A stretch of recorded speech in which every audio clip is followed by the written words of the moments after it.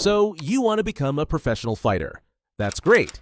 But here's the question nobody asks. Which sport should you actually choose? Because not all combat sports are created equal. Some will take you 5 years to master. Others will take 15. Some have a clear path to making money. Others, you'll be broke and broken before you ever see a paycheck. In this video, we're ranking every major combat sport by how hard it actually is to master and build a professional career. And before you start complaining in the comments, understand this.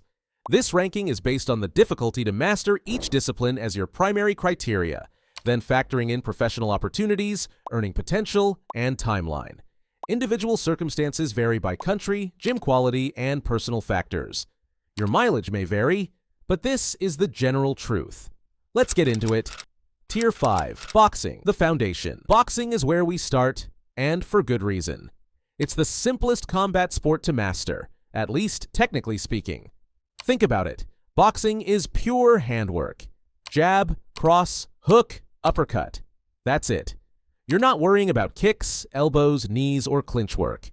You're not thinking about takedowns or submissions. You're focused on one thing, using your hands to hit someone and not get hit back. That simplicity is actually boxing's strength. You can develop real competency in 3 to 5 years of dedicated training. Your footwork becomes sharp, your timing becomes instinctive, your hand speed becomes dangerous, and once you've got those fundamentals locked in, you can turn professional. The amateur boxing circuit is well established. You fight 50 to 100 amateur bouts, build your record, and then you're ready for the pros. It's a clear path. It's been done a million times. Mike Tyson did it, Muhammad Ali did it, Canelo did it. The difference between boxing and other combat sports is that boxing has a proven, standardized system. You know exactly what you need to do. You know how many fights you need. You know the timeline. There's no guessing game. But don't be fooled, boxing is no joke. You're looking at 50 to 100 amateur fights before you even get considered for the pros. That's years of getting punched in the face, years of grinding, years of sacrifice. And that's just to get your foot in the door. Tier 4. Kickboxing, adding complexity. Now we add legs to the equation. Kickboxing takes everything boxing teaches you and adds kicks.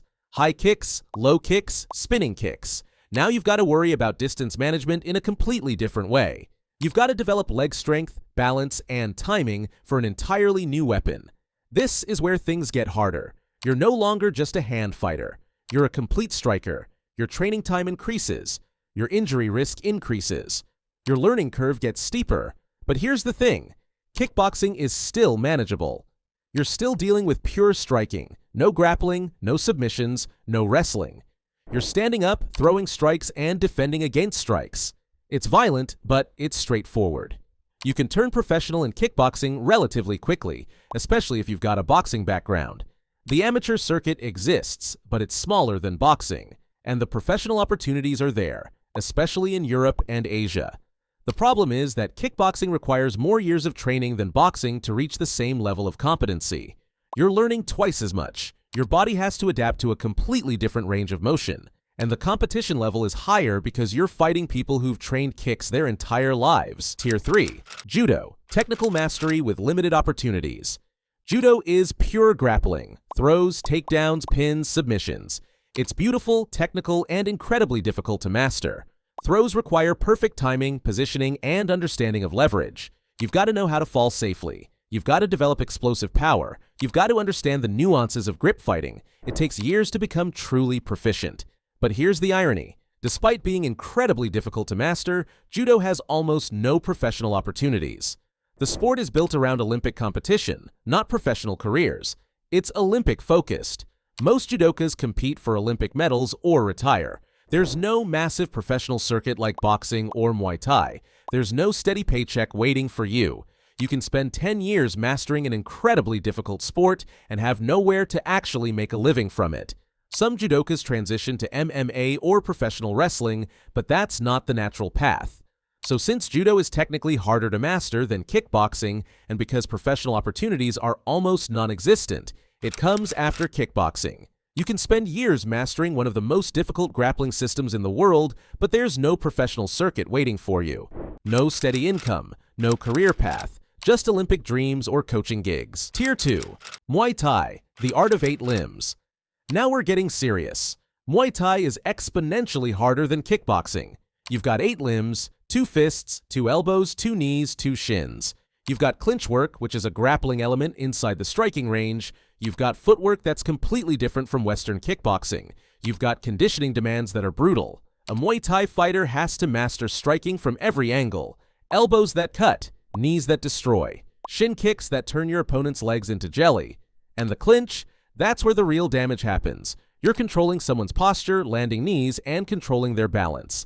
It's like a mini grappling match while you're still striking. Training for Muay Thai takes longer. You're looking at 5 to 7 years minimum before you're ready for professional fights. And that's if you're training seriously, multiple times a day, with good coaching. The good news is that there's a massive professional circuit. Thailand has stadiums like Lumpini and Rajadamnern where fighters make real money. The amateur circuit is well established. And if you're good, you can make a living.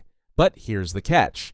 Muay Thai is harder to master than kickboxing because you've got more weapons, more techniques, and more variables to control. Your body has to develop in different ways. Your conditioning has to be different. Your mentality has to be different. Tier 1, MMA/UFC, the hardest path. And here we are, the Mount Everest of combat sports. MMA is the hardest discipline to master because you have to master multiple disciplines simultaneously. You need boxing skills, you need kickboxing or Muay Thai skills, you need wrestling, you need jiu-jitsu. You need to understand transitions between all of these. You need to know how to defend against all of these. A professional MMA fighter has to be a complete martial artist. You can't just be a great boxer and hope for the best. You'll get taken down and submitted. You can't just be a great wrestler. You'll get struck. You can't just be a great jiu-jitsu player. You'll get knocked out before you get the chance to grapple. The training is relentless. You're training striking multiple times a week. You're training wrestling multiple times a week. You're training jiu-jitsu multiple times a week. You're doing strength and conditioning. You're studying film. You're managing injuries. You're doing this for 5, 10, 15 years before you're ready for the UFC. And the competition level is insane. The UFC is the pinnacle of combat sports. Every fighter in there is a world-class athlete who's spent years mastering their craft. You're not just fighting good fighters, you're fighting the best fighters on the planet. The professional opportunities exist, but they're brutal. You've got to win. You've got to win consistently. You've got to be entertaining. You've got to market yourself. And even then, you might never make real money. The UFC pays some fighters millions. It pays others $10,000 per fight. MMA is the hardest sport to master, the hardest path to a professional career, and the most competitive landscape you'll ever step into.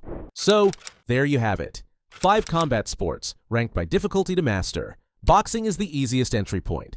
MMA is the hardest mountain to climb. But here's the real talk. It doesn't matter which sport you choose if you're not willing to put in the work.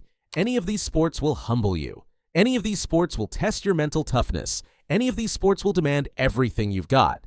The question isn't which sport is easiest. The question is which sport you love enough to dedicate your life to. Because that's what it takes. That's what it's always taken. So, which sport are you choosing? Let me know in the comments. And if you're thinking about going pro in any of these disciplines, check out my other videos where I break down exactly how to do it. You're gonna need all the help you can get.